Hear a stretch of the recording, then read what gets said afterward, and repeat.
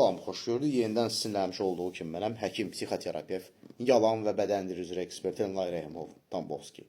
Bugünkü mövzumuz çox maraqlıdır. Söhbət açacağam ki, necə olur ki, insanlar, xüsusilə bizim yaxınlarımız, müdürümüz, kolleqalarımız, tərəf müqabillərimiz, kompanionlarımız bizi manipulyasiya edir.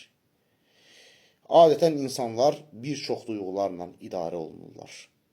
Qəzəblə idarə olunurlar, incikliklə idarə olunurlar, utandırma ilə, günahkarlıq hissi ilə idarə olunurlar, dirənc göstərərək idarə olunurlar və ən önəmlisi, nəyisə sübut eləməyə, açıqlamalar verməyə məruz qoyularaq idarə olunurlar. Lakin bu negativ hallar normada istifadə olunanda əslində onlar pozitiv sayılır. Məsələn, qəzəb qədəri qədər varsa, bu əslində sağlam düşüncənin bir parçasıdır. İnsan əzmkar olur, insan yeri gələndə hücum eləyir, yeri gələndə çəkilməyi də bilir, insan öz sərhədlərini qoya bilir, ən əsası da yox deyə bilir. Ondan da əsası çətin anlarda nə qədər yıxılsa da qalxmağı bilir və bunun üçün qəzəb və aqressiya vacibdir. İnciklik də müəyyən qədər olanda bu sənə insan olduğunu göstərir. Bu sənə onu göstərir ki, sən həqiqətən də digər insana dəyər verirsən, o insan səni məyus edir. Bu normaldır. Və utanma da bəzən insanın elə davranışları olur ki, onlar doğrudan da utanc vericidir. İnsan utanmalıdır ki, bəzi etdiyi səhv hərəkətlərə görə o səhvlərini düzəltsin. İnsanda müəyyən dərəcədə günahkarlıq hissi olmalıdır ki, tövbə eləsin və səhvlərini düzəltsin və özünə və başqalarına zərər verməsin. Və psixoloji müdafiələrin digər növüdür, yəni ki, dirənc göstərmək də insan psixikasını müəyyən dərəcədə olanda qoruyur. Və təbii ki, bəzi rəsmi qurumlardır və yaxud da idman yarışlarıdır, elmi məsələlərdir, rəsmi sənət tələb edən yerlərdir. Belə yerlərdə hesabat vermək, açıqlama eləmək, nəyisə sübut eləmək təbii ki, vacibdir. Məsəl üçün, sən deyək ki, boksdan yarışa çıxırsan, yəni sən yaxşı məşq edib sübut eləməlisən ki, sən çempionsan, ən yaxşısan sən. Bu başqa məsələdir. Lakin bu adını çəkdiyim duyğular bəzən toksik insanlar tərəfindən, məsələn, elə narsistlərin özləri tərəfindən, sosiopatlar tərəfindən, borderline şəxsiyyət pozuntusu tərəfindən, paranoid şəxsiyyət pozuntusundan əziyyət çəkən insanlar tərəfindən, psixopatlar tərəfindən tətbiq olunurlar.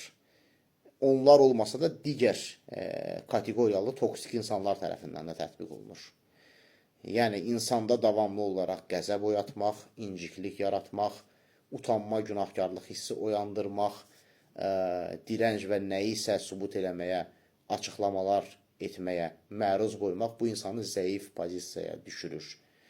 Bu insanı idarə olunan hala gətirir. Bu insanın həm etibarını öldürür, həm hörməti öldürür, həm də o insanı artıq insan kimi saymırlar. Məsələn, adi belə bir şey deyək də, biri bizi nə ilənsə qəzəbləndirir. Məsələn, deyir ki, bu nədir, bu nə geyimdir, nəyə oxşuyursan, nə gündəsən. Özümüzdən çıxanda təbii ki, nədir? Bizim özümüzü günahlandıracaq ki, bu nə reaksiyadır verirsən? Tərbiyəsiz, qəzəblən, az qalan mənə hücum eləyəcəkdir. Mən öz fikrimi dedim də, təbii ki, belə cavab alacaqsınız. Və yaxud da inciyəndə deyir, sən lap qız kimisən, nə oldu dəqiqə başı inciyirsən, nə gündəsən sən. Yəni, birbaşa olaraq o duyğuları siz yaşayırsınız, əziyyət çəkirsiniz bir qırağa, onlara görə də sizi tənqid edirlər, bu digər bir dərddir.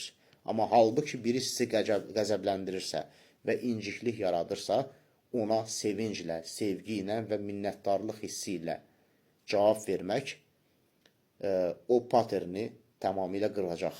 Yəni, onun gözləmədiyi bir situasiyanı yaradacaq. Məsəl üçün, biri olur da, mən psixoterapevtdən qayıdırlar, mənə deyirlər ki, sənin psixoloqa ehtiyacın var. Təbii ki, bu qəzəbləndirici bir əslində sözdür. Yəni, əslində gizli təhqir var bu sözün içərisində. Mən qəzəblənmək yerinə qayıdıram, deyirəm ki, nə gözəl ki, mən belə bir adama rastladım ki, mənim sağlamlığımın qaydına qalır. Yəni mənə sevgi ilə yanaşır. və buna görə sənə minnətdaram ki, mənim sağlamlığımı düşünürsən və məni psixoloqa yönləndirmək istəyirsən. Bu durumda artıq o nə cavab verəcəyini bilmir. Və yaxud da biri sizdə utanma və günahkarlıq duyğusu yaratmaq istəyir davamlı olaraq. Deyir ki, buna bax, utanmırsan, özündən böyüyə cavab qaytarırsan. Sən bunu elədiyinə görə Allah sənin cəzanı verəcək demək yerinə qayıdırsan, utanma duyğusuna ayrı bir cavab verilir. Məsələn, fəxarətlə. Bu böyük axmaq idi, mənə hörmət eləmirdi və mən fəxr edirəm ki, belə axmaq böyüyün cavabını verdim. Və yaxud da mən filan şeyi elədim, filan kəsi cəzalandırdım, bu amma fəxarətdir. Əslində Allah mənim vasitəmlə onu cəzalandırır. Yəni Allahın əli yoxdur ki, o da kiminsə vasitəsilə kimsə cəzalandırır da. Yəni belə ki, utanma və günahkarlıq duyğusu yaşamaq yerinə fəxarət duyğusu yaşayırsan. Deyək ki, indi biri sizdə psixoloji müdafiələrə sövq edir sizi. Məsələn, deyir ki, boyum çox balacadır, köksən, elə olanda insan istər-istəməz deyir, yox, əslində mənim sümüyüm ağırdır, əslində mən balıq ətliyəm. Yəni, başlayacaq müdafiə eləmək özünü. Və yaxud da, belə deyək, nəyisə sübut eləməyə çalışacaq ki, əslində mən nəyə görə kökəm? Məsələn, əslində bunun səbəbi nədir? Əslində bu buna görə belədir. Yəni, insan davamlı olaraq açıqlamalar verməyə və nəyisə sübut eləməyə məruz buraxılır ki, bu da etibarı öldürür. Buna aid bir misal deyəcəm. Biri mənə qayıdır, deyir ki, məsələn, sən səhv edirsən. Yəni, məni məcbur edir ki, mən ona sübut edeyim ki, niyə görə mən düz eləyirəm də. Amma bunun yerinə mən razılıqla cavab verirəm. Deyirəm ki, bəli, mən səhv edirəm. Sən bunun mənə doğru yollarını öyrədə bilərsən.